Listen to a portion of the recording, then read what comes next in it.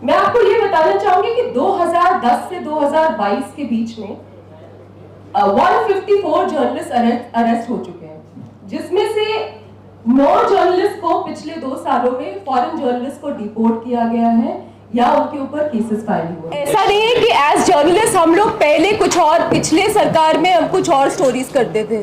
मैं पहले भी ट्रैफिकिंग के बारे में लिखती थी, पहले भी पॉलिटिक्स के बारे में लिखती थी, अभी भी वही करती हूँ। मगर पिछले सरकार और अभी के 7-8 सालों में फर्क ये है कि पहले जो केसेस फाइल होते थे वो प्रेस फ्रीडम से रिलेटेड कुछ केस फाइल होता था, और हम लोग को ये भी अक्सर न्यूज़ रूम में कहा जाता था कि भाई अच्छा है, कोई लीगल नोटिस आया मतलब किसी ने तुम्हारी स्टोरी पढ़ी, अच्छी बात है, ऐसे बैज ऑफ ऑनर टाइप समझा जाता था। मगर पिछले 7-8 सालों से क्या हो रहा है कि law and order related cases journalist के खिलाफ फाइल करे जा रहे हैं। तो उसके अभी अगर आप कॉर्पोरेट मीडिया को देखें, कॉर्पोरेट मेन स्ट्रीम मीडिया को देखें, जिसमें बहुत भयंकर पॉलिटिकल नेक्सस भी है, आप उसमें देखेंगे कि रेवेन्यू मॉडल्स न्यूज़ ऑर्गेनाइजेशंस के चेंज हो रहे हैं, जिसमें ज़्यादा से ज़्यादा ऐसे गिग इकोनॉमी आ गई है। बहुत सारे फ्रीलांसर्स हैं एक्चुअली जो ज़मीन से रिपोर्ट लाते हैं। इसीलिए आप देखेंगे कि बड़े बड़े न्यूज़ ऑर्गेनाइजेशंस ने as a cost cutting measure अपने ब्यूरोज बंद कर दिए हैं, और जो भी खबरें ज़मीन से आती हैं वो फ्रीलांसर्स लाते हैं। तो उससे क्या होता है, अगर आप बहुत छोटा सा एग्जाम्पल दें, हम लोग कोई करज वरज का काम नहीं करते, हम अपना काम करते हैं, हमें इसके लिए कोई प्रोत्साहन की जरूरत नहीं है, हमारा काम है। मगर एक छोटी सी रिपोर्ट, जैसे आप देखेंगे पवन जायसवाल एक रिपोर्टर थे मिर्जापुर में, बहुत सारे लोगों ने उनका नाम सुना होगा। उन्होंने एक स्टोरी करी थी 2019 की शुरुआत में, और ये स्टोरी करी थी कि कैसे मिड डे मील में बच्चों को रोटी और नमक दिया जा रहा है, और उसके बाद उनके ऊपर क्रिमिनल कॉन्स्पिरेसी केस फाइल हुआ। अब साथ ही साथ पवन, क्योंकि आप सब जानते हैं कि 800 रुपए की एक स्टोरी पे जो आपका घर नहीं चल सकता है, तो बहुत सारे फ्रीलांसर बहुत कुछ अलग काम भी करते हैं। तो पवन जायसवाल अपने घर में एक परचून की दुकान भी चलाते थे। तो उनके ऊपर ये केस हुआ कि ये पत्रकार नहीं है, ये एक्चुअली दुकान चलाते हैं, ये पत्रकार नहीं है, ये दुकान चलाते हैं, इनका अपना पर्सनल मोटिव है, इस वजह से इन्होंने ये स्टोरी करी है। पिछले कुछ महीनों में पवन जायसवाल की डेथ हो गई क्योंकि उनको कैंसर हो गया था, और केस लड़ते लड़ते उनके पास इतने पैसे बचे नहीं थे कि वो ढंग का इलाज करा सके। मैं आपको इसलिए ये बता रही हूँ क्योंकि बहुत ये जो लाइन है कि कौन पॉलिटिकल प्रिजनर है, कौन जर्नलिस्ट है, कौन एक्टिविस्ट है, ये सारी लाइंस इसलिए ब्लर हो गई है क्योंकि आप बेसिक कुछ रिपोर्ट करने जाते हैं जमीन पर तो आप एक्टिविस्ट भी कहला जाते हैं, आप पत्रकार भी कहला जाते हैं, आप इंटेलेक्चुअल भी कहला जाते हैं, बट बेसिकली आप अपना काम कर रहे हैं। मैं आपको ये बताना चाहूंगी कि 2010 से 2022 के बीच में 154 जर्नलिस्ट अरेस्ट हो चुके हैं, जिसमें से 9 जर्नलिस्ट को पिछले 2 सालों में फॉरेन जर्नलिस्ट को डिपोर्ट किया गया है या उनके ऊपर केसेस फाइल हुए हैं। 2022 में 9 जर्नलिस्ट अरेस्ट हो चुके हैं, 2021 में 22 जर्नलिस्ट अरेस्ट हो चुके हैं। इसमें से कई लोगों की फोटोएं आप यहाँ देखेंगे। आज सुबह ही मैं क्योंकि यहाँ आ रही थी तो मैं रुपेश की फोटो वहां लगी हुई है। रुपेश को जुलाई में अरेस्ट किया गया था, 3 महीने हो गए हैं, और आज उनकी वाइफ इप्सा, क्योंकि वो स्कूल में पढ़ाती है, उनका बच्चा क्लास 4 में है और वो लगातार उनको दूसरे शहर में मिलने जाना होता है रुपेश से, तो उनको अपनी परेशानियां जिसको भी मैं बताऊंगी। मगर रुपेश को 3 हफ्ते तक 6x8 के कमरे में रखा गया। उनके ऊपर NIA का केस भी है, UAPA का भी केस है और 13 और केसेस हैं। और इप्सा, क्योंकि उनको बार बार जाके वो करना पड़ता है, वो स्कूल में टीचर है तो उनको स्कूल में लगातार छुट्टी नहीं मिल सकती है, तो अब उनको ये भी हालत हो रही है कि हो सकता है उनकी स्कूल की नौकरी छूट जाए। मैं आपको इसलिए बता रही हूँ कि क्योंकि ऑफन जो लोग काम करते हैं वो तो कर ही रहे हैं, मगर जब एक बार वो अरेस्ट होते हैं, जैसे कि नरगिस ने बताया, बहुत लोगों ने यहाँ पे बताया, जब एक बार वो अरेस्ट हो जाते हैं तो उनके घर वालों को भी क्या झेलना पड़ता है, ये बहुत जरूरी है ध्यान में रखना। उसके अलावा मैं कुछ लोगों के नाम आपको याद दिलाना चाहूंगी, इसलिए भी क्योंकि हम इतने डिसेंसिटाइज हो चुके हैं हमारे बीच में अरेस्ट होना, केस होना इतना नॉर्मलाइज हो चुका है कि हम अक्सर भूल जाते हैं। प्रेस फ्रीडम को लेके और पॉलिटिकल प्रिजनर क्या है उसका फर्क आप ये भी समझिए। 2016 में मैंने एक स्टोरी करी थी जहां पे मैंने इन्वेस्टिगेट किया था कि किस तरह से आरएसएस से जुड़ी संस्थाएं ट्राइबल बच्चियों को नॉर्थ ईस्ट से गुजरात और पंजाब ले जा रही हैं उनको हिंदुत्व आइडियोलॉजी सिखाने के लिए। तो जो केस मुझ पे फाइल हुए थे, 3 केसेस फाइल हुए थे, उसमें एक था दंगे भड़काने का केस जो कि एक्चुअली गुवाहाटी हाई कोर्ट के असिस्टेंट सॉलिसिटर जनरल ने फाइल किया था।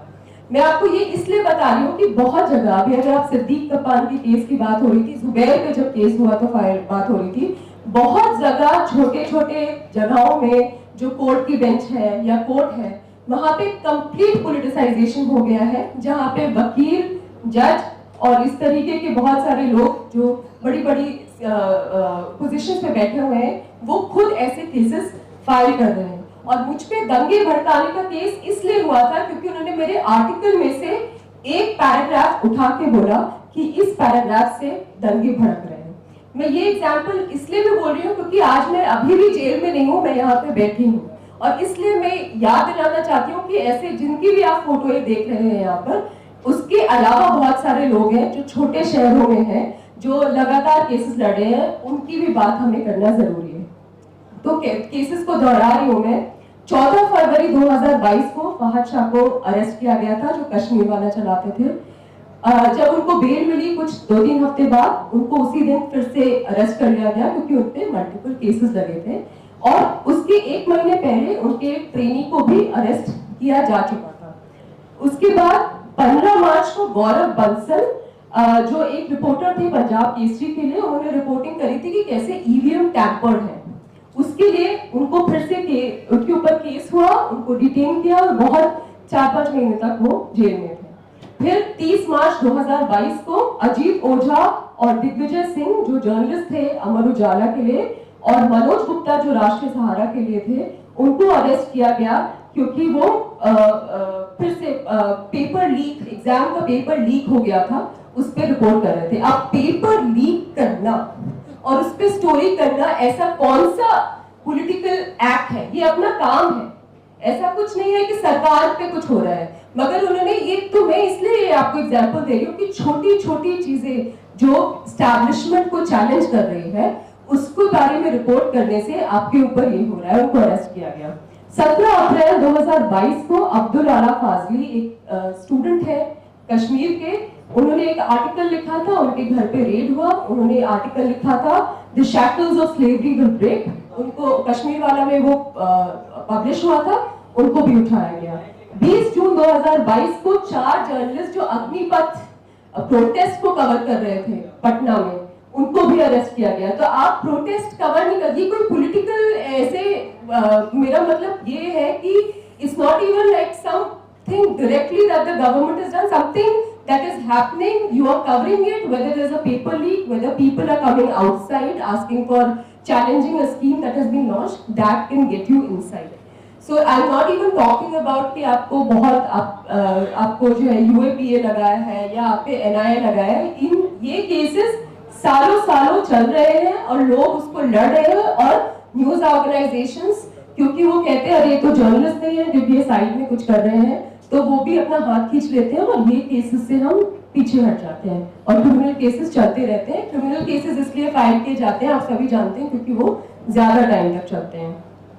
फिर 26 जून 2022 और उस वक्त तीस्ता सेतरवाद को अरेस्ट किया गया। जून में ही जुबैर को भी अरेस्ट किया गया।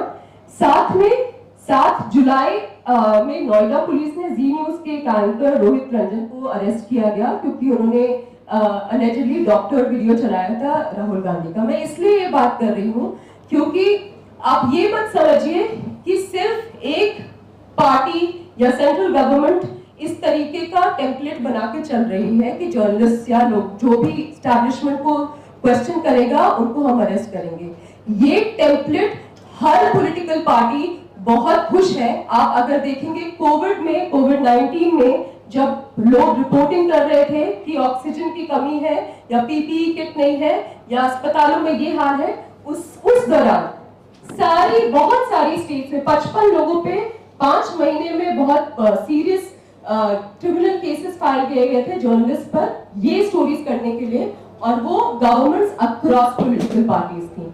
So all political parties are actually very happy with this template because they don't like the establishment to be challenged. And that is something we really need to remember. क्योंकि कुछ cases हमने यहाँ देखे हैं जो बहुत पहले से चल रहे हैं और उसका कंटिन्यूएशन अभी से चल रहा है.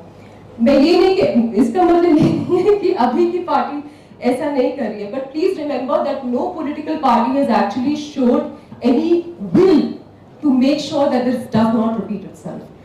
उसके बाद 2 जुलाई 17 में फिर से आप रुपेश कुमार 2022 में अरेस्ट हुए थे, उनकी बात इसी तरीके से मैं ये लिस्ट फॉरवर्ड कर दूंगी. 2021 के भी बहुत सारे केस हैं, जिसमें एक केस के मैं बारे में बताना चाह रही थी, जिसमें किशोर राम उत्तराखंड में थे. वो फरवरी 2022 में अरेस्ट हुए. वो भी दलित कम्युनिटी के थे और उन्होंने रिपोर्ट्स करी थी कि कैसे कास्ट एट्रोसिटीज हो रही हैं उत्तराखंड में, और उनके ऊपर केस हुआ.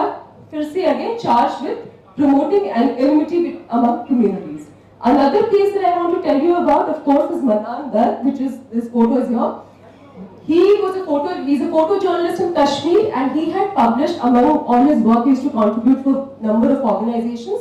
And one of the stories, one of the pictures that the Guardian carried was of an encounter that was conducted between the army in Kashmir and the militants. And because that picture was published, and of course it got international exposure, which is why that was one of the reasons that triggered his arrest.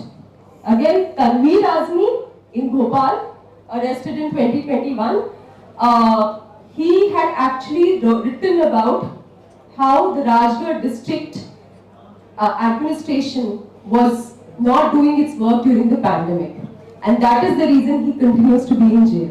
So this is just a small repetition of what is happening, and the lines have blurred. So it's no longer some serious, important work that you're doing. No courage. It's not a matter of courage. It's just people doing their jobs in every nook and corner, particularly people in smaller towns, 2-tier cities, in remote villages, and them being arrested and slapped with criminal charges, and they continue to be in jail. Let's remember them. Thank you. खबरों में बने रहने के लिए forum 4 को subscribe करें और notification पाने के लिए बेल आइकन दबाएं।